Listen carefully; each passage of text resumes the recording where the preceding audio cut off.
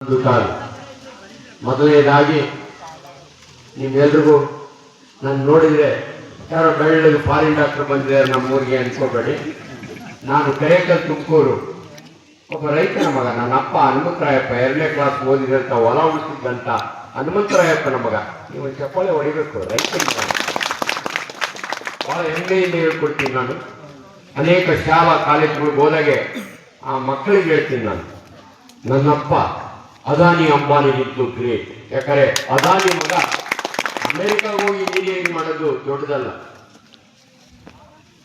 ನಿಮ್ಮಂತ ನನ್ನಪ್ಪನಂತ ರೈತನ ಮಕ್ಕಳು ಇವತ್ತು ನಿಮ್ಮ ಮುಂದೆ ನನ್ನ ಬಗ್ಗೆ ಅಷ್ಟೊಂದು ಅಭಿಮಾನದಿಂದ ಮಾತನಾಡಿದ ಚಂದ್ರಶೇಖರ್ ನನ್ನ ಕಂಡ್ರೆ ಬಹಳ ಖುಷಿ ನನಗೆ. ಯಾಕಂದ್ರೆ ನನ್ನ ಅಣ್ಣನ ಮಗನ ಕ್ಲಾಸ್ಮೇಟ್ ಇವರು.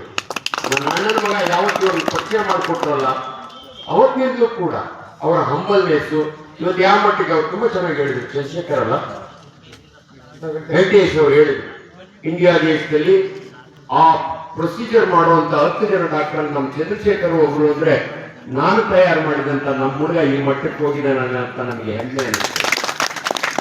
ನನ್ನ ಹಿಂದೆ ಏನು ಡಾಕ್ಟರ್ಸ್ ಕೊಡ್ತಿದ್ದಾರೆ ಇವತ್ತು ಕಾರ್ಯಕ್ರಮನ 3 ಇನ್ಸ್ಟಿಟ್ಯೂಷನ್ ಇಂದ ಬಂದಿದ್ದಾರೆ. ಇನ್ನೊಂದು ವಿಚಾರ ಅಂದ್ರೆ ತಮ್ಮ ಊರಿಗೆ ಇವರು ಕೂಡ ರೈತರ ಕುಟುಂಬದಿಂದ ಬಂದಿರುವಂತವರು. ನಾನು ನಿಮ್ ಕೆಲವು ವಿಚಾರಗಳನ್ನ, ಆರೋಗ್ಯದ ವಿಚಾರದಲ್ಲಿ ತುಂಬಾ ಜನ ನನ್ನನ್ನ ನೋಡಿರ್ತೀರಿ ಯೂಟ್ಯೂಬ್ನಲ್ಲಿ. ಪರ್ಟಿಕ್ಯುಲರ್ ನಾನು ಕೋವಿಡ್ ಸಮಯದಿಂದ ಕೂಡ ಅತ್ಯಂತ ಹೆಸರಾಂತ ಡಾಕ್ಟರ್ ನಾನು. ಯಾಕಂದ್ರೆ ತುಂಬಾ ಜನ ನನ್ನನ್ನ ಡಾಕ್ಟರ್ ನೀವು ನಮ್ಮ ಮನೆಯಲ್ಲೇ ಕೂತು ಮಾತಾಡೋದಂಗಿತ್ತು ಅಂತ. ಅಮ್ಮ ನಿಮ್ಗೊಂದು ಮಾತು ಹೇಳ್ತೀನಿ, ನಾನು ನಾಸ್ತಿಕ ಅಲ್ಲ, ಆಸ್ತಿಕ, ದೈವ ಭಕ್ತ. ಅಂದ್ರೆ ಅಲ್ಲಿ ಕೂತ್ಕೊಂಡು ಯಾವತ್ತೂ ಸತ್ಯನಾರಾಯಣ ಪೂಜೆ ಮಾಡಿಲ್ಲ. ಯಾಕಂದ್ರೆ ಸತ್ಯನಾರಾಯಣ ಪೂಜೆ ಮಾಡೋವಾಗೆ ನನ್ನ ನರ್ಸಿಂಗ್ ಹೋಮ್ ಮಮತಾ ನರ್ಸಿಂಗ್, ನನ್ನ ಹೆಂಡತಿ ಹೆಸರು ಅದು ಮಮತಾ ನರ್ಸಿಂಗ್ ಹೋಮು. ಮೇಲೆ ನನ್ನ ಮನೆ ಇದೆ. 2 ಹೊಸ ಮನೆ ಕಟ್ಟಿದಾಗೆ ಈ ಸತ್ಯನಾರಾಯಣ ಪೂಜೆ ಕೂತ್ಕೊಳ್ಳೋಣ ಅಂದ್ರು. ನಾನು ಹೇಳಿದೆ ನನ್ನ ಹೆಂಡತಿಗೆ, ಅಮ್ಮ ಒಂದು ಕೆಲಸ ಮಾಡು, ನಾನು 3 ಅವರ್ ಅಂತೂ ಕೂತ್ಕೊಳ್ಳಲ್ಲ. ಯಾಕಂದ್ರೆ ಆ ಪೂಜಾರ ಮಧ್ಯೆ ಎದುರು ಬಿಡಲ್ಲ. ನನಗೊಂದು ದಿನಕ್ಕೆ 200 ಫೋನ್ ಬರುತ್ತೆ. 200 ಫೋನ್ ನಾನೇ ತಗೋತೀನಿ. ಗುಲ್ಬರ್ಗ, ರಾಯಚೂರು, ಎಲ್ಲಿಂದ ಫೋನ್ ಬಂದ್ರು ಕೂಡ ತಗೊಂಡು ಅವ್ರಿಗೆ ಆನ್ಸರ್ ಮಾಡ್ತೀನಿ.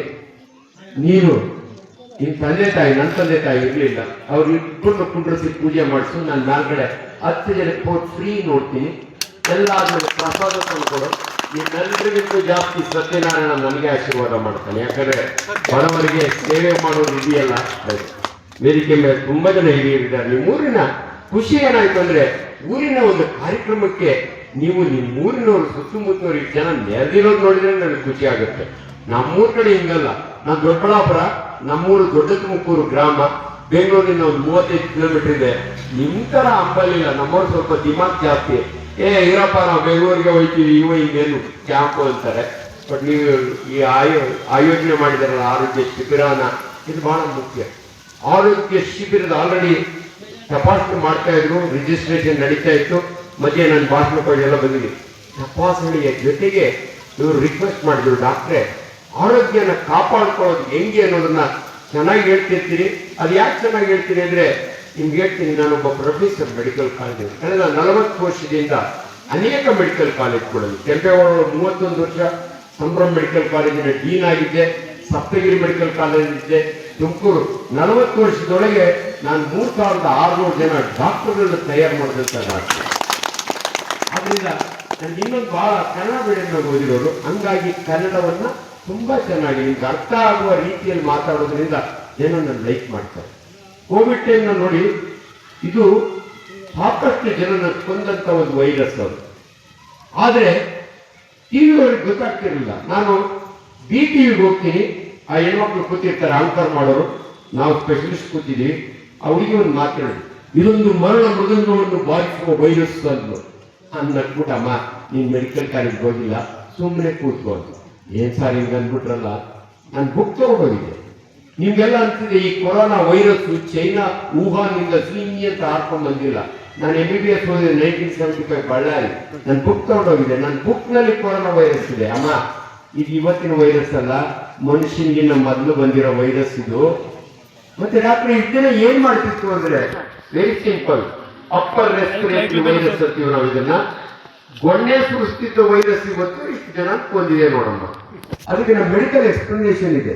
ನಾನು ಏನ್ ಮಾತಾಡಿದ್ರು ಕೂಡ ವಿಜ್ಞಾನವನ್ನು ಮಾತನಾಡ್ತೀನಿ.